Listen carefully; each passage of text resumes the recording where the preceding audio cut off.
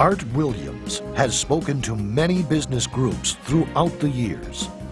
The following speech was delivered to the 1987 National Religious Broadcaster Convention and has become a classic example of Art's philosophy on winning in business. It is simply entitled, Do It.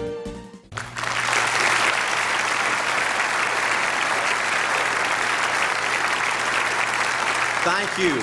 Thank you, Jerry. And I tell you, I don't know if I've been this nervous in a long time. This is the most intimidating thing that I think's ever happened to me. An old dumb South Georgia football coach speaking to a bunch of TV personalities like many of you, many great evangelists in the audience, and who put me between Falwell and Swaggart on the same night just totally blows me away.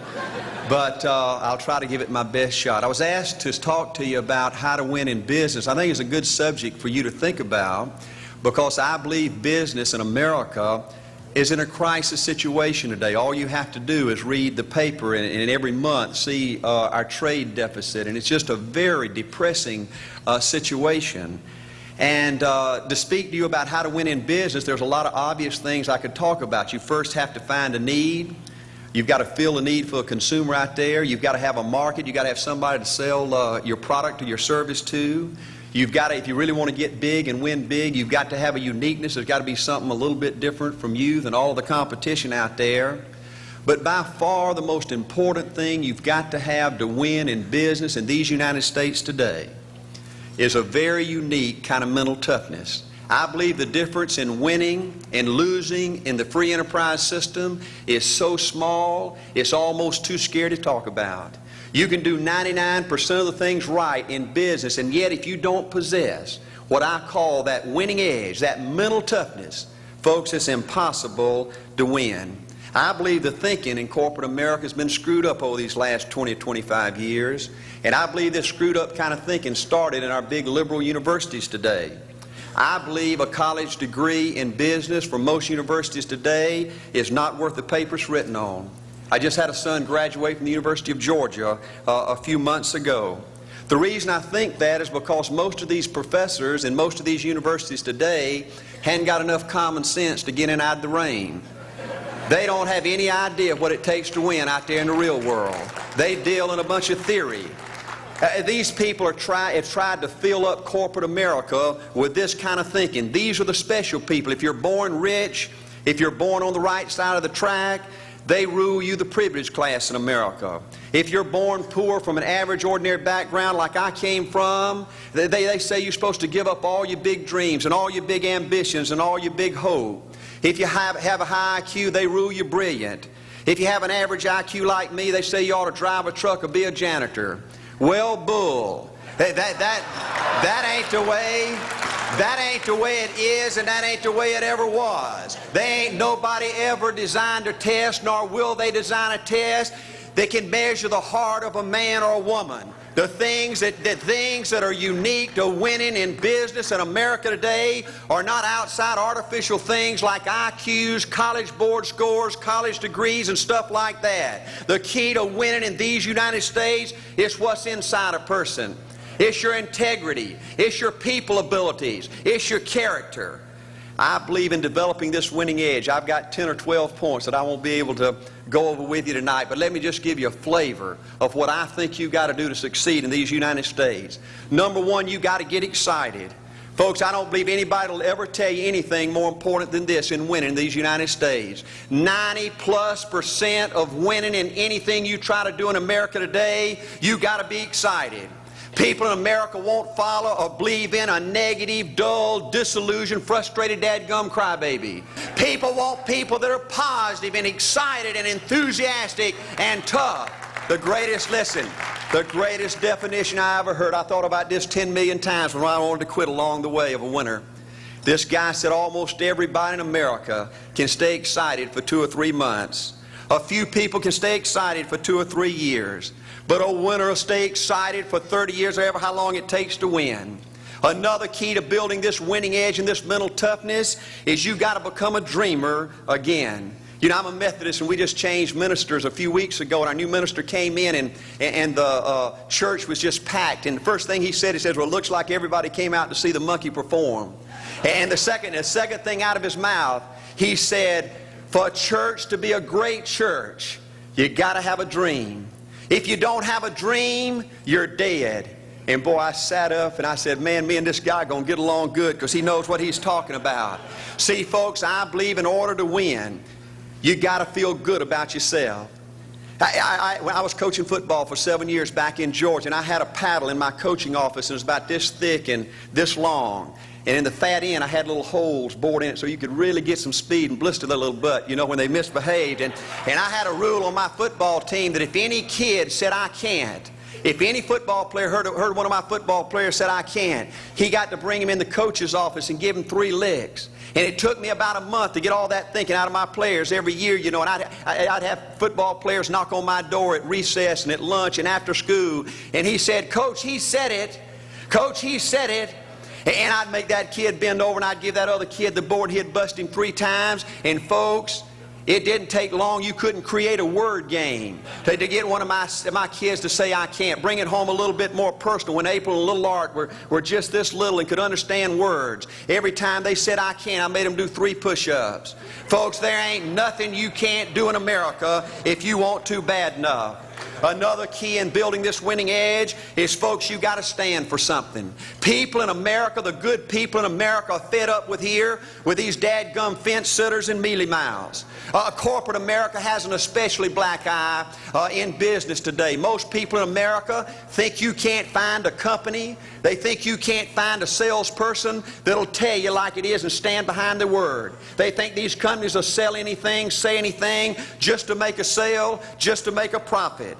Well, you know what? Folks, if you want to win in the free enterprise system in America today, you got to stand for something. And another point, thank you, is yes, you're going to be controversial. Folks, if you want to win in these United States today, just get ready. You're going to be controversial. The only way not to be controversial is to be average and ordinary. Just call me anything but average and ordinary. Now, I know some of you might say, well, you know, I don't think I like Art Williams. You know, he sounds like an old tough butt to me. Well, folks, I'm telling you, you can be good and tough at the same time. I bet nobody's ever talked to a religious broadcaster like that.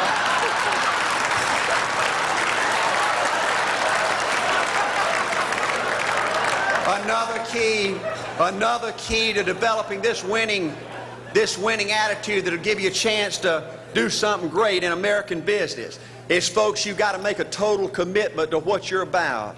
Do you know almost the American people have lost their toughness? They've lost their ability to make a commitment. See, folks, in trying to win in business, you're just going to have so many false starts. You think you get it going time after time, and you just get knocked back to ground zero. And it's your ability to compete, to pick yourself up off the bat one more time, to go for it one more time, that's going to determine success or failure. You know, we've got a divorce rate in America some 50% right now. You know, it just seems like that people that go in business today, they have an attitude, well, I'm going to stick my toe in it. If I start making all this money, get all these promotions, then I'll see this thing through. Well, folks, that's not the way it works. The first step to winning in business in America today is you've got to make a total commitment. Total commitment gives you that little extra ounce of courage you need to fight back through the tough times. Winning in business demands the same kind of commitment that winning in marriage demands. You know, I fell in love with my wife in the 2nd grade. Only girlfriend I ever had. We ran off and got married our freshman year, had both of our children before we left college. We're true business partners in marriage. We go everywhere together. I spend more time with her, been married to her 26 years, now I got 2 grandbabies, love her more today than I ever have. But I don't like her all the time. There's a bunch of times every day that I don't like her. You know, I'm a nut about brushing my teeth. You know, if I can get the toothbrush, I'll brush my teeth 4, 5, 6 times a day. And Angela's always forgetting everything, you know. And she always leaves the cap off the toothpaste, you know. And when I go in there to brush my teeth, the cap's off. It's got that hard little crust around the edge. You know, it just burns me more than I can tell you, you know. And I get on Angela's nerves about a lot of things. You know, we were having dinner last week, and every time we get through, Angela kicks me under the table, you know, and gets me back in my room and says, "Art, you ain't got no class. You know, I wish,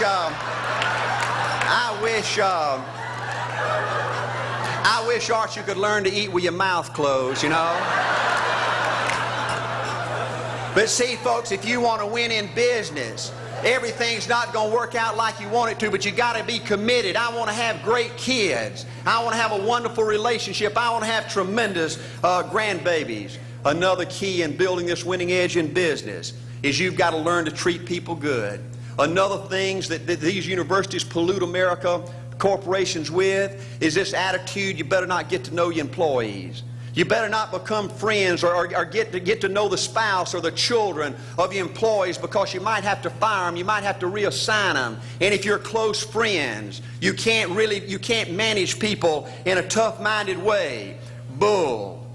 Folks, the only way to manage people and get the most out of people is treat them good. Learn to love them and care about them. Yes, it hurts from time to time, but it's the only way. You know, everybody you work with in business, you've got to look at them and pretend there's a flashing sign on their chest.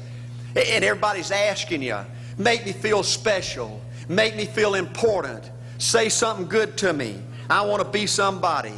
Another key of winning in business in America today is, folks, you've got to establish the right kind of priorities.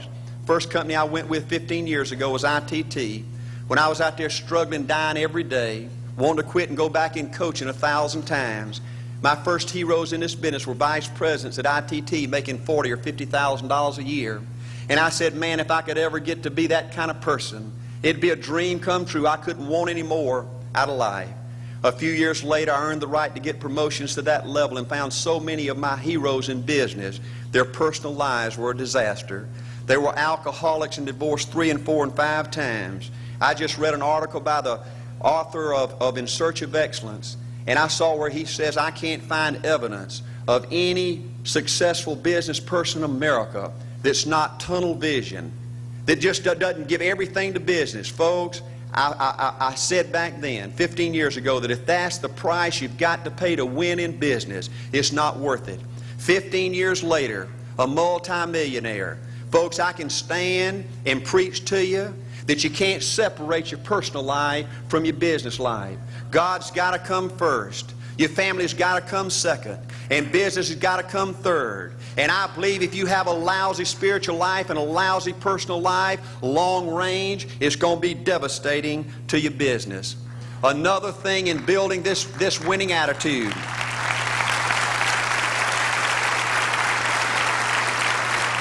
Another thing in building this winning attitude in business. You know, I see tall people make it big in business and short people, dumb people and smart people, fat people and skinny people. But if you cut open the winners in business, I see a heart of a champion. And all these people are competitors and they don't quit. I believe desire and will to win is everything. I don't know why I'm like I am, but my butt's always burning. There's always something say, Art, dadgummit, you're supposed to go for it. Art, dadgummit, you're supposed to be somebody. You're supposed to make a difference with your life. What does the $500,000 a year person do? The $50,000 a year person doesn't do.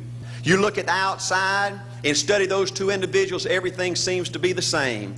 They both are the same sex, they both are the same age, they have the same training, the same positions, the same contract, the same fringe benefits. They both are successful, they work hard, they're good family people, make tough commitments. But what's the difference? What does the $500,000 a year person do? The $50,000 a year person doesn't do. He pays the price and a little bit more. He works hard and a little bit more. He's loyal to the company and a little bit more. He believes in a little bit more. He makes money and a little bit more. He saves money and a little bit more. If you want to win in these United States, you got to be tough and you can't quit. The last thing I'll talk to you about today in building this winning edge is, folks, if you want to win in business, you got to be a leader. Leadership is everything. You show me anything in these United States that win, I'll show you a leader at work. You show me a successful church, Boy Scout troop, club, football team, business, I'll show you something run by a leader. See, I thought at one time in my life you had to be smart to win. I used to have these smart people that dress so pretty and talk so pretty and use these big words. They just intimidated me. And I said, Art, you can't ever be that good. Why don't you just throw in the towel and go on back and coach football for a living? And I found two things out about smart people. I think it's almost impossible for a smart person to win in business in America today. Because I find smart people spend their whole lifetime figuring things out. They're always trying to figure out an easier way and a quicker way. And another thing I found out about smart people is they just don't get around to doing nothing. And see, somebody like Art Williams, everybody said, well, he can't do it. And somebody like that can't do it. But he does it. See, folks, I want you to know almost everybody in America almost does enough to win. They almost get there. They almost are over the hump. They almost have it going. They almost in everything they do, almost is a way of life to almost everybody in America. But the winners do it. What do? They do whatever it takes to get the job done. They do it and do it and do it and do it and do it until the job gets done. And then they talk about how great it is to be somebody they're proud of. We need leaders in America who can do it. If you want to become somebody, do it. If you want to go in business for yourself, do it. If you want to become financially independent, do it. I hear too much talk in these United States. Everybody can talk a good game. We need people in America who can do it.